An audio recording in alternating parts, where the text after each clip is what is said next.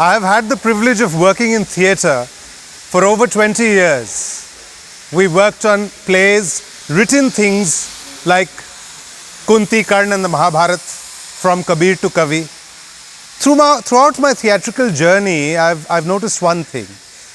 Great literature, great poetry, great drama have a lot to teach us when it comes to self-motivation, when it comes to our inner state of being. Because what is great art? What is great literature? It talks about man's inner, his feelings, his emotions. I'm always very touched by Rabindranath Tagore's poem, Where the Mind is Without Fear. And I feel it's almost like a formula for self-motivation, for feeling good within, of knowing how to deal with the world and so many other things. The poem goes, I'm sure a lot of you are aware of it, where the mind is without fear and the head is held high, where knowledge is free, where the world has not been broken up into fragments by narrow domestic walls, where words come out from the depths of truth, where tireless striving stretches its arms towards perfection, where the clear stream of reason has not lost its way into the dreary desert sand of dead habit. Into that heaven of freedom, my Father, let my country awake.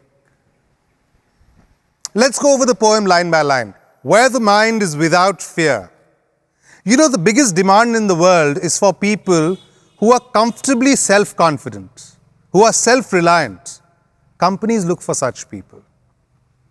They're always more respected, more liked in society, people who have this sense of innate courage. So where the mind is without fear, there's nothing to be afraid of. Dissolve the mind of fear. And the head is held high. You know, in our Indian ethos, we have this story of Porous and Alexander. When Porous lost the battle to Alexander, and Alexander called him, who we call Sikandar in our history,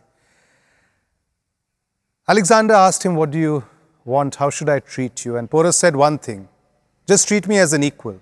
So in our Indian tradition especially, this concept of holding one's head high, in fact, it's a worldwide trait, has always been the most admirable quality in the human being.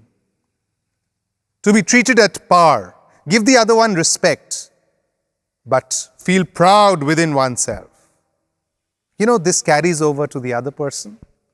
The sense of self-esteem, to hold one's head high, to take pride in what one is. One has been blessed with so much. If we count our blessings, we'll understand. We are to hold our head high. We are not deficient in any manner. And that sense of confidence which this holding your head high gives conveys the most positive emotions to the people we interact with. So the first line, where the mind is without fear and the head is held high, where knowledge is free, where the world has not been broken up into fragments by narrow domestic walls. Sense of freedom, sense of inner freedom. Let the river of our knowledge, our knowing who we are, flow out freely into the world.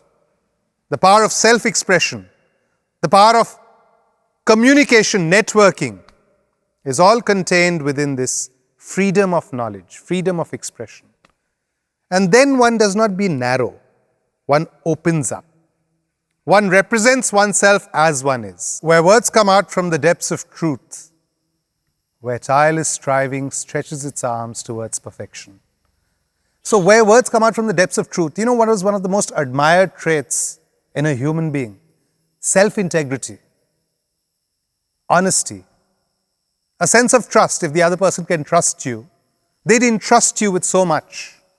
It is a fundamental key to success, having this sense of truth, self-integrity, honesty,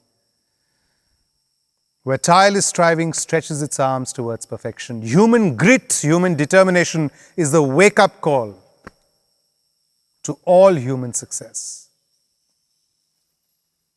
where the clear stream of reason has not lost its way into the dreary desert sand of dead habit, into that heaven of freedom, my Father, let my country awake. Indeed, the heaven of freedom is not a place. It is a state of being, of feeling free, of feeling good. You know, it reminds me of that old samurai story. So the samurai came to the abbot and he asked him, I want to know about heaven and hell. I want to reach heaven. So the abbot laughed and said, you, a worthless fellow like you, will reach heaven? No, you're not even worthy of heaven. And the samurai got so angry, he put his hand to his sword and about to take it out. And the Zen Abbot says, see, right now you are in hell because of your anger. And the samurai immediately realized and he put the sword back in. And the abbot said, yes, now you are in heaven. So heaven is a state of being, of inner coolness. The whole point of this is that we must look to great art, great literature, not just for enjoyment, for entertainment, but also understand that it's the ultimate teacher of values. These are immortal things. Poetry, it's not just words on paper, it's poetry of the soul. It's feeling soulful enough to be courageous, free yourself, and shine as who you are in the world.